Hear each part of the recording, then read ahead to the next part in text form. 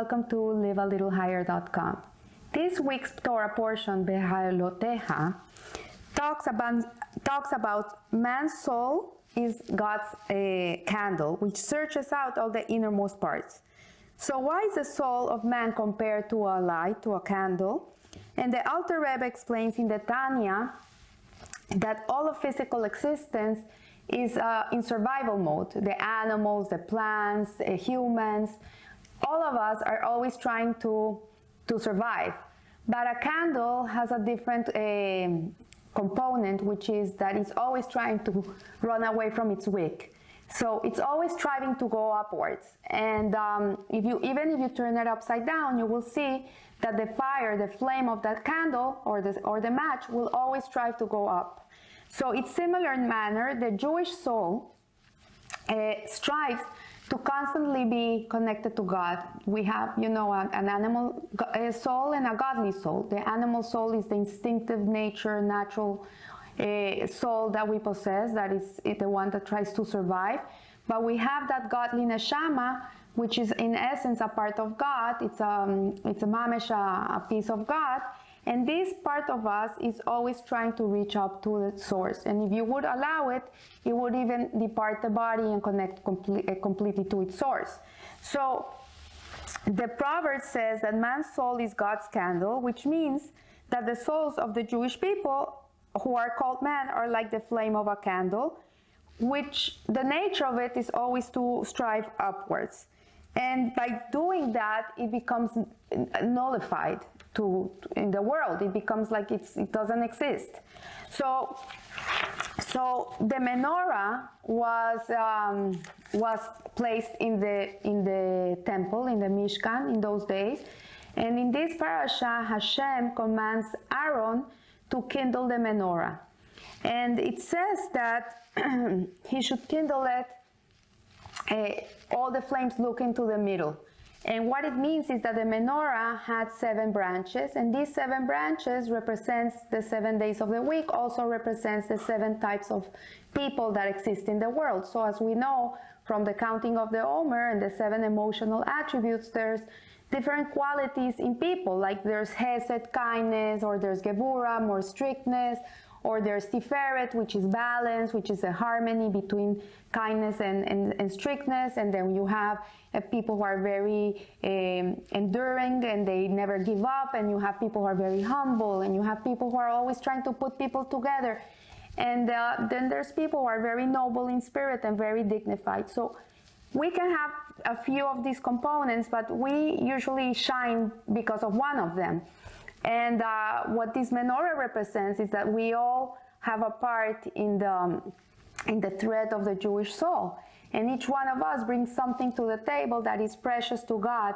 And all these types of people serving in different ways really makes Hashem very happy, because Jewish religion really is diverse. You see, there's Ashkenazi Jews, Sephardic Jews, there's secular, there's left wing, right wing, ultra Orthodox, modern Orthodox, you name them. We come in every shape and color, but nevertheless, Hashem's intention is not that we're all the same. His intention is that with our diversity, we're able to come together and live as a unified whole. Each one bringing to the table what the other one can't bring. And by each one putting in what he can give in the service of Hashem, then we all become one in this beautiful, harmonious symphony called the Jewish people. So here, Rabbi Zalman of Yadi explains that one person may serve Hashem with love, and another that flows like water, and another person can be fiery and can be very passionate and pulsating with love, and another person can be a learner, and another person can be a doer. So the service, by keeping uplifted, as our sages have said in the Mishnah, all of Israel are princes, and as the verse states, and his heart was uplifted in the way of God, there is also godly service by ways of lowliness. So even if a person is not in a high spiritual level, he also serves in his way, in his level. So maybe it's a person that suffers from depression and the rest of the family is suffering in this way. This person is also serving in the way that the people around them learn compassion, learn empathy, learn to have a kindness towards someone that is suffering, that's struggling. So everything in this world is of service. Nothing is a burden, nothing is meant to be something that is extra. Everything is exact.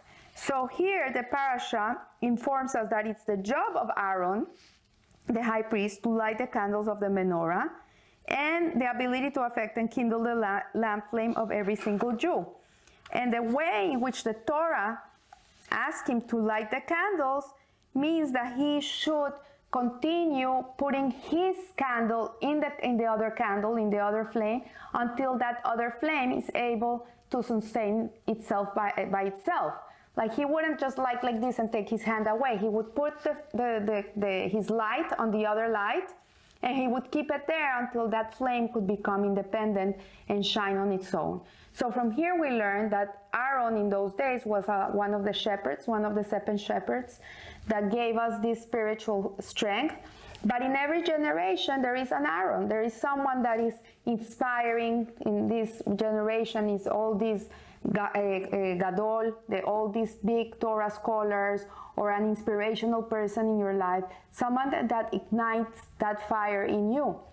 And the person's job is to keep the flame in your flame until your flame can be sustained by its own. And this is the job of a lamplighter. And it says here that the Rebbe, there's a beautiful story that when the Prime Minister of Israel, Menachem Begin, in 1977 came to the United States to meet with the President Jimmy Carter, the Lubavitcher Rebbe had an audience with him and with one of his ministers, who was Yehuda Avner, Mr. Yehuda Avner.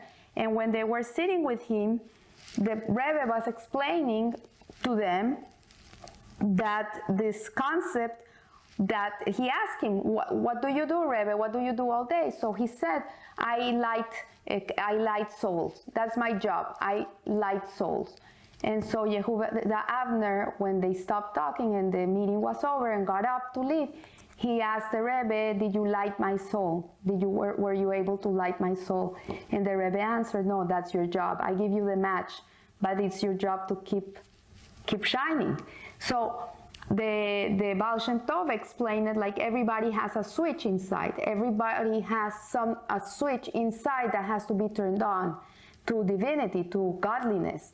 But the job of maintaining that switch on is the job of each one of us. Each one of us has to be completely working on being inspired and being connected to God every day of our lives. So the question here would be, how do we accomplish this? How can we be always on fire? How can we maintain ourselves bright and not let that fire come down? So the Rebbe explains that the way to do it is that we have to accustom ourselves to maintain ourselves like that it becomes a habit.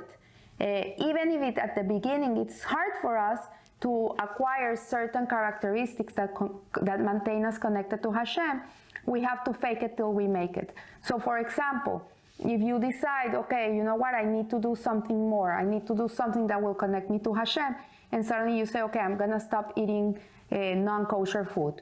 I'm never gonna eat non-kosher food again. At the beginning, it's very hard. You still have the taste of the shrimp in your mouth. You remember how delicious they were. But if you start looking at them like they're not edible, they're not edible, they're not for me, they're not for me, I cannot eat them, they're not for me, it's gonna come to a point where this is gonna become natural in you. Because human beings, really, we're animals of habit. We acquire habits, and that's how we live. So when we shed these animalistic habits and we acquire instead godly desires and godly habits, that we work on them, even if they're hard. For example, prayer is something that is very hard. Someone that's even for the most learned person, to keep praying and be connected and be able to maintain the kavanah, the intention, and the right thoughts at the moment of prayer is very hard. But if a person says, okay, I'm going to start praying, I'm going to do the Shema Israel every day of my life, every morning, the minute I wake up, I'm going to start doing Shema Israel. I'm going to start doing this. Or the Modéani prayer, thank you Hashem that you brought my soul back to me. And at the beginning, it's going to be mechanical and it's not going to be natural. And you have to fake it till you make it. But at one point, it's going to become part of you. And the minute you wake up and you open your eyes, like you cannot survive the rest of the day if you don't do what you do every day. It becomes part of your habit. So this is the way in which we maintain our fire burning. And we keep on going. And sometimes we fall. Sometimes things happen that take us out of our comfort zone, that put us to the test, that we say, why did God do this to me if I'm going in the right track? And really, you have to look at it. Hashem is giving you an opportunity to keep on burning.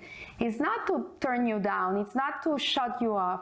It's to give you more strength and more power to continue in the Avodat Hashem. So here is where our training pays off. A person who has been immersed in the inspiration again and again and has worked on himself to continuously work on being ignited, eventually will be able to conquer the apathy and the oppression and the duality of the feelings of being connected and being disconnected. So let us train ourselves to think as our mentors would think. This is another step, a higher step. So all of us have teachers, have mentors.